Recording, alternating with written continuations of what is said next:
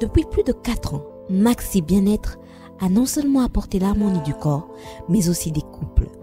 Avec Maxi Bien-être, dites au revoir aux maux de dos, aux problèmes d'hémorroïdes. Maxi Bien-être est une solution buvable, très facile et pratique à utiliser. Versez le contenu du sachet dans un verre d'eau tiède, mélangez avec une cuillère et c'est tout. Alors, qu'attendez-vous? Maxi Bien-être, l'harmonie du corps et des couples. Congo Promo. Merci nada bena fier na Congo Promo. Et ça sito bena no number 1. Do sito bena intellectuel. Boss Raf Ngindo en tout cas on a passivement bambote. Raf Ngindo le présenteur la force créative Congo Promo. Congo Boroto ça la force militaire na Congo Promo. Et faites comme moi, allez voir Congo Promo tv5.com. Donc au nom de Jésus-Christ nous bénissons le Congo Promo. Avec Raf Ngindo, Congo Promo ne tombera jamais. Piccolo Congo Promo ndé. Ouais, Balobi Raf Ngindo, Congo Promo toujours, grande puissance. Come on. Congo Promo qui torcos net in a film. Congo Promo, babunda nanango. Raf Ngindo, Congo Promo. What a plus, what a boss là. BBC de Jobo. Hein? Bibiche. Aïe plasma. Voilà, ça va? Oui, ça va bien, je suis Boloa. Bonjour à tout le monde, à tous les fans de Congo Dialogue. Hein, Madame Big Zouzoubi, à toi. Très ravi. Donc, on m'a dit que l'émission na yo ndetolandaka nakanisa osukaka na batimbaka monakaka. Mais BBC de place manali l'émission na yo ozopesa ba sujet mon oyo. Te sala moi ba bien. N'est-ce pas? Vraiment félicitations. Merci, je suis Bolo. Atala kaka na télévision to yaka pona ko informer ba to les gars teka na place boye na sali boye ba vi na ngana laksango devant ba la posa na ngote. Ba la posa en Afrique du Sud awa. Je suis Bolo net si jour to lobela lelo vraiment. Population ça na posa na ngo, to na posa te que to laksa ba vi na biso ma mtozo sala donc c'est pas important. Très important donc c'est pas important ko bisa batu hein osombi mutu ko sominda ko somba nani bon eza yo Afrique eza pe yo. Eza batute parce que yo lolo soko sombi Mercedes. Ah, obimisi Mercedes, on a sombi mutuka nga place malo na zu mutuka. Soko ba oyo bazana ba Range Rover. Bon bazana ba Sikibimi, bon bazana ba château. Est-ce important hein? Mais ce qui est brisé c'est que nous les Congolais nous pensons que tant que les étrangers boé kobenga mako pamwama tu es béni. Donc il nous a prêtre sozana ndako zana mutuka otamsa mituka minene. Ah banda ya kofuta ya kosangisa ya koshare. Biso on a fin du mois to sangisi toke ofuta na agence. Ouais bangamni. Apparemment après ba defa mutuka. Orozo mutuka cher mais ofuta pendant 2 ans. Ofuta chaque mois ofuta. Mais ce qui est dommage c'est que bon habité est-ce que ça complexe to biso ba congolais to zana tena mboka Afrique du Sud awa to moni ko zumanda ko zumutuka ils ont ma bétonné même pas contre ça mais to comme de ko exagérer le problème c'est ça comme to comme ko exagérer nous les Congolais donc ceux qui sont des documents et couper sur action côté na banque ba peso ndaku donc mo le roi yonde obongi te wana ça complexe et ça na film robo uso kufa dans film robo na tanga kombo te ba yebi ba yebi auto kufa pona nini afutela ka flat Sud awa tozo loué atie batu na flat na fin du mois ba sangisi bango ba ke ba futi mais abenga na Congo et pas na bango na famille ba yebi que asomba flat asomba dans Afrique du Sud awa bi que famille allez tozo lo ba azana mabele pour nini bon fait je sais pas si elle était complétée parce qu'on a Congo que non moi na biso asominda mais on habite famille botiki kuna na Congo talaka en Afrique du Sud asomba donc c'est pas facile hein c'est pas donné à tout le monde ba congolais to complexé makasi soko za na flat awa en Afrique du Sud soko za na flat donc la c'est que yonne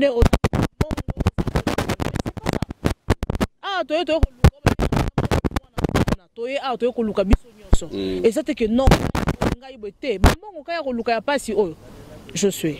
Donc la fille a perdu sa vie parce qu'il voulait se faire patronne, boss comme pas ok non. Atina ba photo kangi ba selfie, atina na Congo babino na sominda kwa bomba na mo pa ondoka famille grand jour. Famille ba na minute tozolo ba awa c'est une congolaise. Akufi azana mabele. Soko azolia spinach kande spinach zandunda na biso awa. Soko azolia spinach obenga na Congo. Allo maman, nazolia soso, nazolia ngombe, nazolia boye na boye mais on les spinach. Pourquoi? Je te dis, Namini Totozo Bazana, c'est à ma belle famille, elle est parce que Baby qui a son en Afrique du Sud. Or, qu'ils ont flat, azo foutre la cande basangisa mbongo na fin du mois luki bato atie na ba chambre na fin du mois basangisi batie na agence. Et puis ce qui est drôle encore d'accord on peut flat en somme bazo vanda mongote bazo kabola. Bazo kabola ya bazo kabola na bato na million super azate flat wana mutu muso a récupérer ngo. Et ça passe pas mal dans la réalité à sud d'autres vivre bah téléspectateurs maintenant boza partout. Je crois que même la réalité on peut na poto ezala na ngopé. Mais ce qui est vrai que lorsque nous venons dans vos petites écrans c'est juste poto et bisabino que ba vie complexe on a totikango. Totikango parce que futa na ngote. Et ça lokola ndeko moro baza mosé na nzambe munena mboko asomi ndako asomi tuka. Mais maté ya mikolo na yango na yango ka BBC. Puis na basa na nzambe ba komena rythme. Il y a basa na nzambe ba komena rythme yango soka sombi et kompe ka exemple. En plus dona ndenga mabete parce que moi je suis une chrétienne. Une église dans un ensemble là donc bah ça l'ensemble donc nzambe ali bisanga ba fait tozo loba oh ça parce que biso ba journaliste ceux qui t'ont remarqué loko photo loba donc comme ça l'ensemble ana kopa bi que non nzambe fona somba flat moko boy na Pumalanga ba jour wana service ko koma na oka ya ba offrande pesa nzambe dim pesa nzambe ba fait dim coûte ça droit nzambe wa to ko boy ngote oh c'est oh ça la boy offrande 1000 rennes offrande 2000 rennes il y a 5000 rennes ou on a déjà habité dans 2-3 mois non kendo so manda kuna Pumalanga et comme business devant cher et comme yango na yango masoloka ya bandaku masoloka ya mituka au moins que non évangélisation et ça les sous-soutien donc ça ba réalité ba chrétien congolais bazo vivre na carte Afrique na ba église c'est vrai c'est qui est vrai ça makambo yango na parce que si jo na pe na ba que 9 si jo na pe na ko ça lango émission et ça ba réalité. Parce que bato baza na monde entier baza na posa ba en Afrique du Sud ma omele kana ndenge yango tozoloba. Bien sûr que ça bien que c'est donc à saluer à somi penda ka ngope mais na mikolo pe maté peut changer. Maté changer comme ikaya ndako moni fonde ko za boye ko za mituka ko za ndako moni boye fo sa mela ndako nzambe ko pamba te ozo ko yeba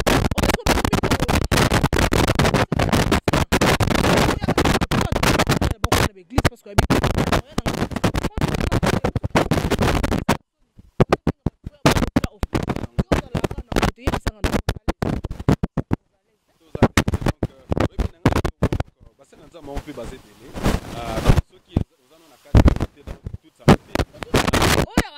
tout isama c'est kaza na kati ya masolo parce que biso beto sana na église to sambela ka to sambela na pasteur na biso tozo loba on tout c'est parce que yenda sala mambo eza libange ko na molili siko ebi lo BBC elo me salami sikoza que mosa nzama ngotanga te bon mondi muka yeli bosona abi me pasteur est-ce que mambote biso penene cher ngo wana hein nzama pambola na banda ko nzama pambola mituka est-ce que za ko biso tona besoin na ngo wana bongo ba we ranson ba lo baba nini Kofi Olomide lo bani parce que somanda ko libosona yo oui, que passe ta facha.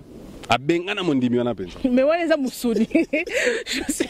Wana za musuni, wana za sous spirituel te. Wana za ki ya molimo ekomi ya nzoto. Oboki ya bwe bako keti na côte. Bako bunda ba kepeti na côte.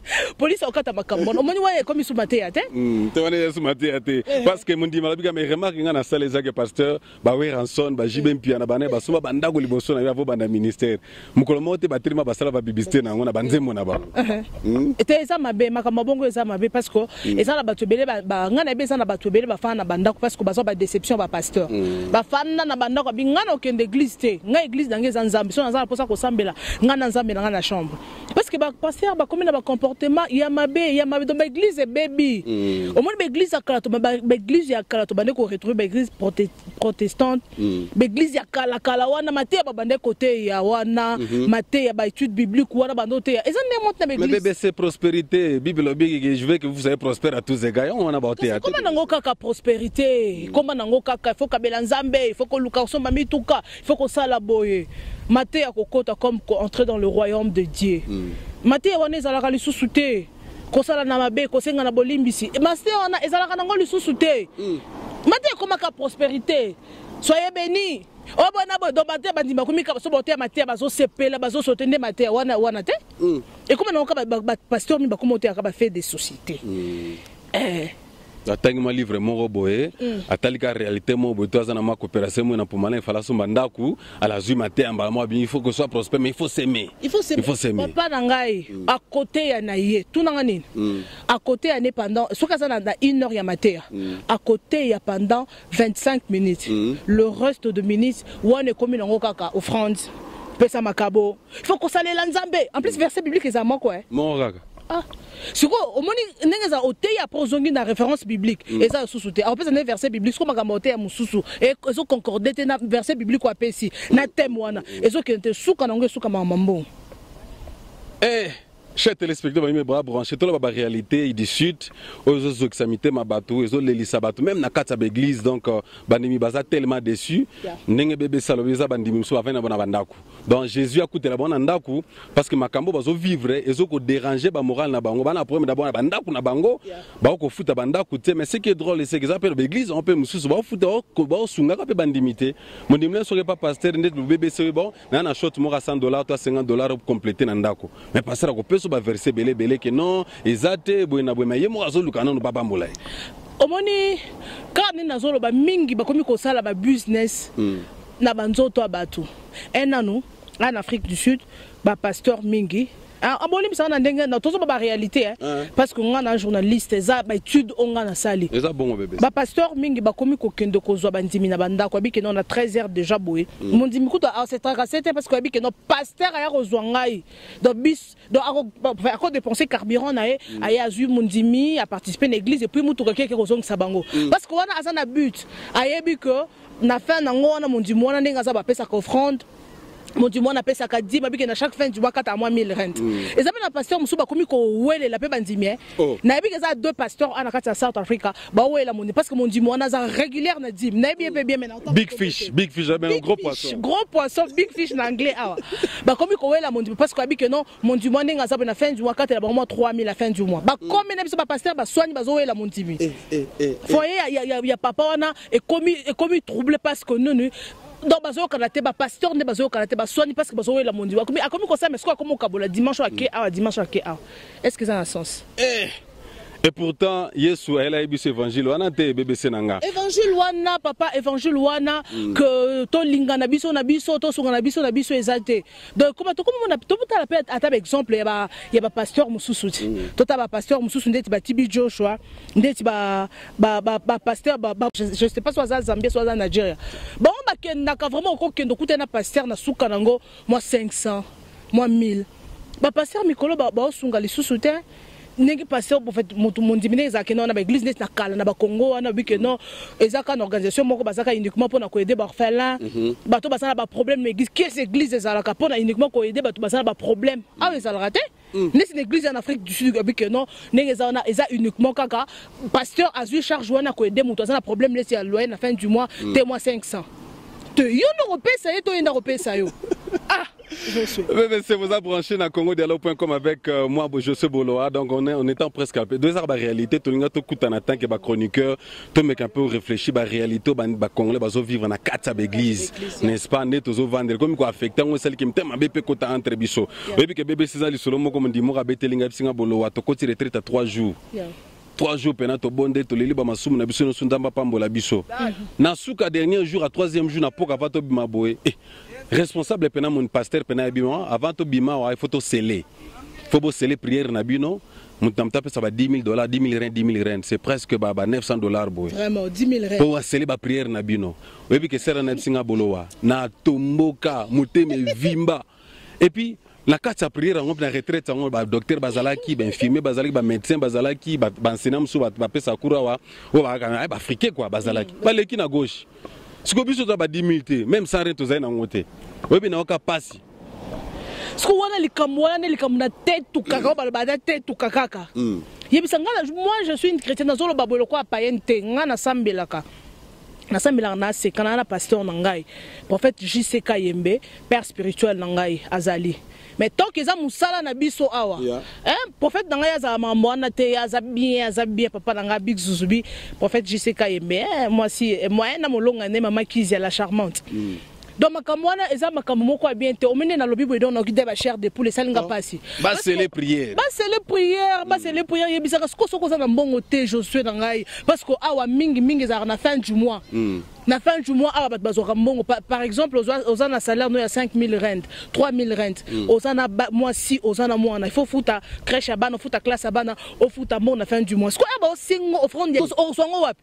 c'est bon c'est ça mo déposer ta flat des salaires mobima des salaires il y a 2 mois yebisanga pour wana soko pesa atako to wana soko wana comme commerce comme business en plus ne basala que non oza na 10 000 rand baleka koto oza na 2 000 rand baleka et bon soko muto oza na 10 rand yebisanga soko prière ya muto oza na 10 000 rand na muto oza na 10 rand est-ce que eza ndenge moko te yebisanga ya o moïse ko bat ba okima na église mingi yebisanga soko likambo boye soko oza na posa ko pesa mais makoki ezate basambela ko sambela ka kino bato bazana makoki ya kopesa te bapesa sambela nzambe sunga bango prochainement bapesa ba prière na église ezala rasute na kalezaka kino muto ko cha offrande ba ko cha ka panier offrande oyo pesi opesa na consentement na yo mais oyo komi kino oza na 5 000 rand bato 2 000 rand bo poussa na boy bato 3 000 bo poussa mais yebisanga non boy na église et ça bien té et ça la bien té et ça la bien té mais ce qui est drôle encore bébé c'est on est na 4 retraite donc prière à 4 églises bakutani na ça go sera na koyamba bisinga bolwa donc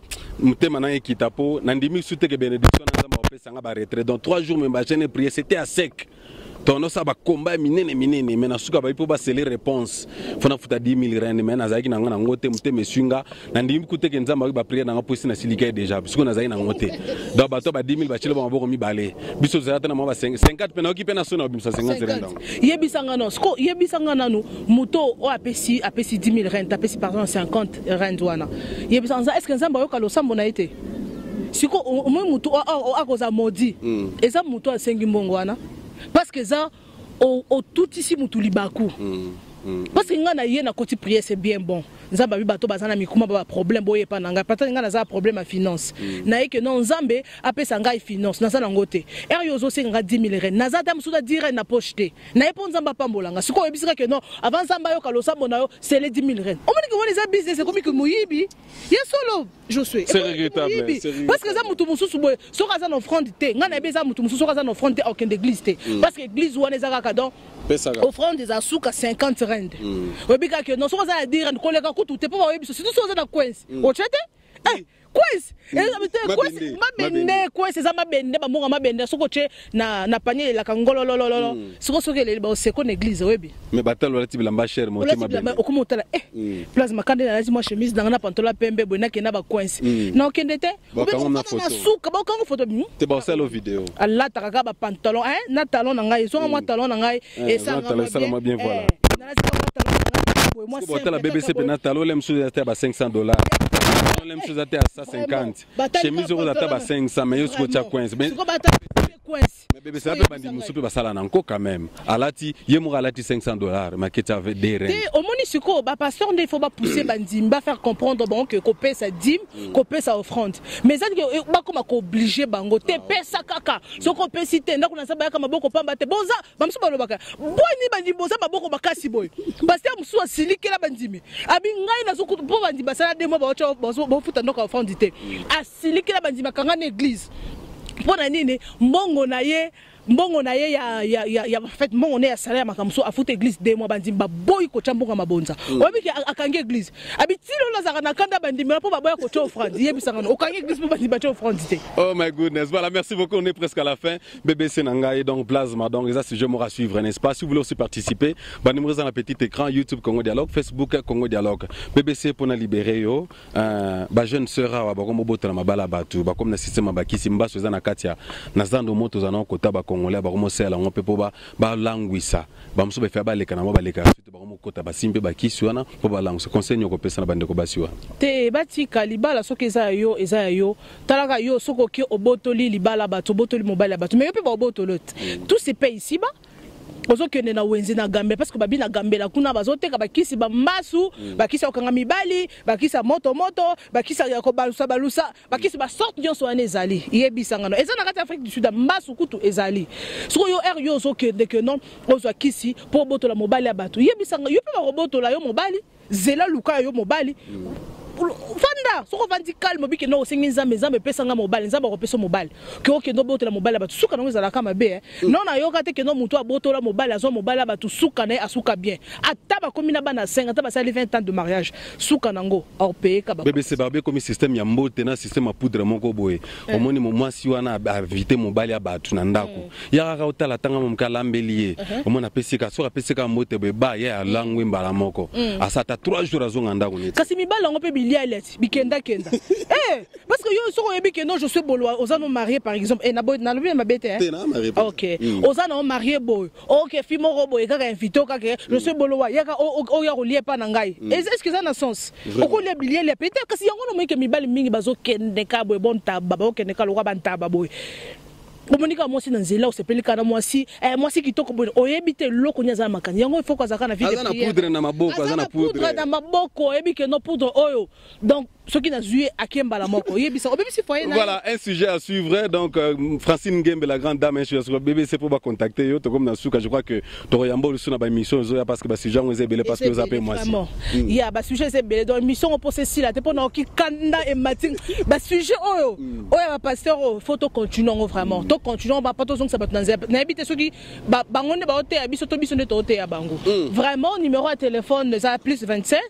060 47 48 961 plus 27 60 47 48 961 donc numéro de téléphone des Zawana bah oh vraiment bazaki vraiment déçu na ba parler nangai vraiment bolimbi sangai parce que ezaka sujet ezaka remarque to salinde to débattre entre journalistes vraiment bolimbi sangai on peut passer là qui nanga vraiment ezaka bien merci beaucoup je suis Boloa merci Facebook so mba contacter bibish momo donc bibish bibish momo monaka mwasi moko mwindo azawana chemo basuke belé donc voilà, merci à toi Bibi pour votre temps. Voilà, je suis à la fin donc un sujet où Yotolinga te réfléchir ensemble parce qu'il y a certains des frères Bandimina, ma sœur, Bengi Bisso, Bino Bolo Yambela Bisso, n'est-ce pas?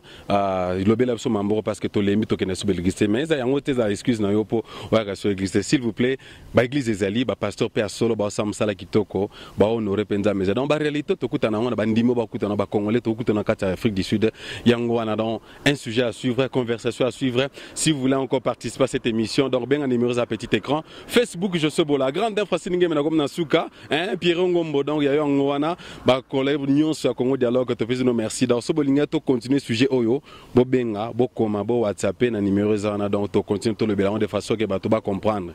Hein, donc pour mes années appels. Obenga manengenini, oyaki nengeni, église on peut kamango nengenini. Est-ce que Yesu azan kolo, toyomo gomi kolo romo se décider na nengena yo. Tu l'appelles Seigneur, mais ce que tu fais, ça n'a que Jésus a Seigneur. Merci Nabertos avec une prise de vue. Si vous avez cette émission, ce grand aussi, merci à la grande dame Francine Ngembe. Bobolinga Rabiso, so peut vous un commentaire à faire pour Oya Lobby, bon comment so peut ba contre, bo pe ça peut to sala nengenine. To continuer sujet mususu to lo belango. Wabino je suis Boloa, jusqu'à la fois prochaine. Merci. Bye.